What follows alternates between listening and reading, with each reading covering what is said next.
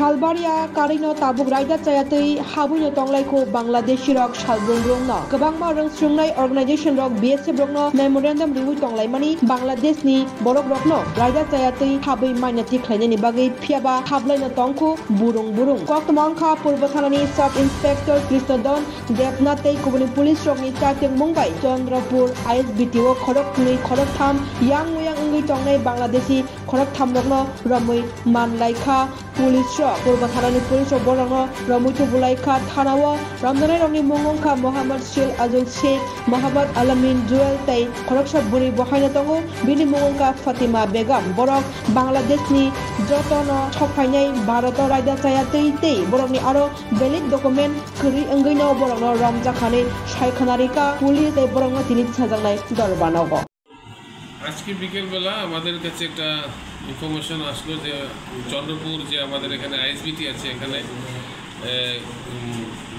দু তিনজন সন্দেহজনক লোকের গতিবিধি দেখা গেছে। তারপর আমাদের সাব ইন্সপেক্টর কৃষ্ণনন্দন দেবনাথ এবং আমাদের ইন্টেলিজেন্স ইনপুটের উপর বেস করে আমরা এখানে তিনজন লোককে আমরা আটক করেছি বিকেলবেলায়।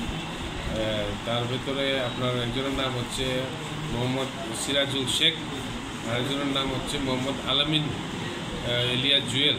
একজনের বাড়ি হচ্ছে বাংলাদেশের রাজশাহী ডিস্ট্রিক্টে, আরেকজনের বাড়ি হচ্ছে বাংলাদেশের সুনামগঞ্জ ডিস্ট্রিক্টে।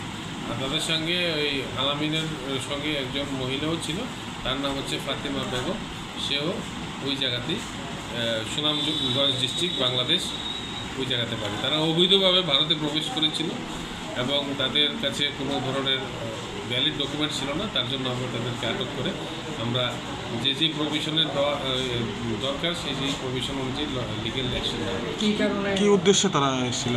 তাদেরকে ইন্টারোগেশন করা হচ্ছে, ইন্টারোগেশন করলে পুরোটা বের হয়ে আসবে।